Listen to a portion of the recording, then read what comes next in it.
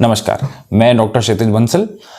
मैं आशा करता हूँ आप सब इस सर्दी के मौसम में अच्छे हैं, अपना ध्यान रख रहे होंगे। सर्दी में कोहरा बहुत पड़ता है। कोहरे में सबसे ज़्यादा खतरनाक क्या चीज़ होती है? एक्सीडेंट। उसमें भी सबसे ज़्यादा खतरनाक क्या है? Head injury.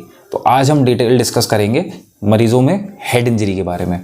सबसे पहले तो मेरे पास बहुत ही रेगुलर से क्वेश्चंस आते हैं कि मरीज़ को झटके पड़ रहे हैं, सर में दर्द हो रहा है, पढ़ाई में अच्छा नहीं है, व्यवहार में चिड़चिड़ापन है। तो क्या बच्चा ये हमारा जब 1 आध साल या 2 साल का था तब गिरता बहुत था बिस्तर से, कहीं उसकी वजह से तो नहीं है, या खेल में इसके चोटें बहुत लगती थी, कहीं उसकी वजह से तो नहीं है?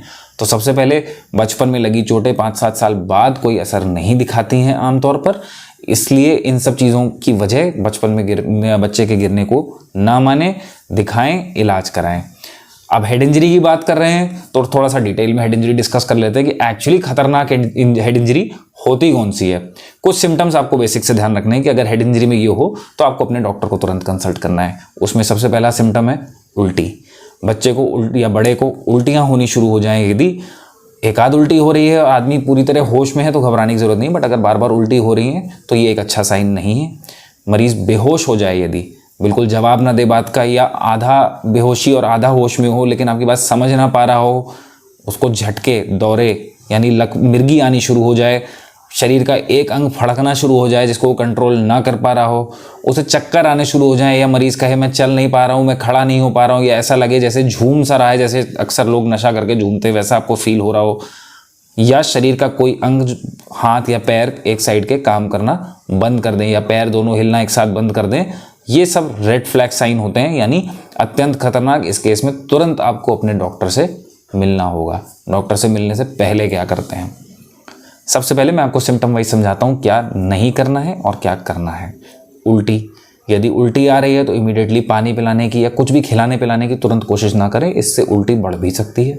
यदि उल्टी की घर में कोई दवा रखी है, मरीज़ आपको सही लग रहा है कि इसकी तबीयत ज़्यादा ख़राब नहीं है, सर में कोई ऐसी ज़्यादा चोट नहीं है, सिर्फ 1 आध बार उल्टी हुई है, तो आप घर पे भी उपचार कर सकते हैं। डॉक्टर को दिखाने से पहले तक एक उल्टी की दवा देके उसे आराम करवाएं। यदि मरीज़ बेहोश हो गया है, उसे एक साइड करवट लेके लेटा दें ताकि मुंह में थूक गले में या सांस की नली में ना जाए, कोई खतरा उत्पन्न ना हो। विश्वास मानिए, जूता सूंघाने से कुछ नहीं होता। कई लोग सवाल पूछते हैं बेहोश हो गया क्या जूता सूंघाने? जूता सूंघाने से सिर्फ इतना फर्क पड़ता है, जूते की स्मेल खराब होती है। एक ऑब्नॉक्शियस स्टिमुलस होता है जो कुछ काम नहीं करता है। पुरानी मान्यता है, चली आ रही है, कोई दिक्कत नहीं है। तीसरी दिक्कत क्या हो सकती है? दौरे की। यदि दौरा आ रहा है, यहाँ पे खास बात ध्यान दीजिएगा, मुंह में कुछ भी नहीं डालना है, उंगली तो खास तौर पे नहीं। उंगली डाली, आपकी उंगली को चोट पहुंच सकती है। मुंह में यदि आपने कुछ और डाला तो वो चीज़ टूट सकती है, मरीज को चोट पहुंच सकती है। वैसे भी आप कुछ डालेंगे तो दौरा पड़ते समय मरीज उस चीज़ को सटकता नहीं है, सांस में की नली में जाके मरीज को दिक्कत होने की संभावना ज़रूर बढ़ जाएगी।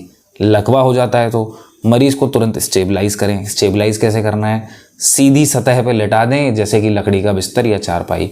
गर्दन झूलनी नहीं चाहिए, दाएं बाएं आगे पीछे किसी भी तरीके से। रीढ़ की हड्डी, गर्दन और पैर एक सिधाई में लेके मरीज को नज़दीकी प्राथमिक उपचार केंद्र या अस्पताल तक ले जाएं और वहीं तुरंत डॉक्टर से संपर्क करें।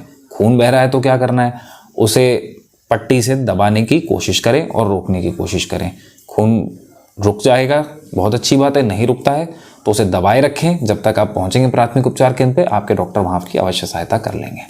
दिखा लिया। अब सीटी में कुछ लोगों की बड़ी कॉमन सी क्वेश्चंस आते हैं। हड्डी में फ्रैक्चर लिखा आ गया, बड़ा डर लग गया। ध्यान रखें, स्कल फ्रैक्चर और हाथ का फ्रैक्चर, पैर का फ्रैक्चर बहुत अलग होता है। हमने कभी किसी के स्कल में प्लास्टर लगा तो नहीं देखा है ना, क्योंकि वो हड्डी खुद ही हील हो जाती है अनलेस ऊपर नीचे नहीं हो गई हो या फ्रैगमेंट्स में ना बढ़ गई हो, इसलिए घबराएं नहीं। स्कैल्प हेमेटोमा हो गया है, कुछ ना करें, ना मालिश करें और ना उसमें से खून को सिरिंज द्वारा निकालने की कोशिश करें, इससे इन्फेक्शन हो जाएगा। प्लीज़ ऐसा ना करें। रेगुलर फॉलोअप कराएं और हाँ, ध्यान रखिएगा, सेफली ड्राइव करना है, स्लो ड्राइव करना है, हेलमेट लगाना है। यदि घर में बच्चे हैं और छत है तो उस पर प्लीज़ रेलिंग जरूर लगवाएं। खुद का ध्यान रखें। Thank you so much.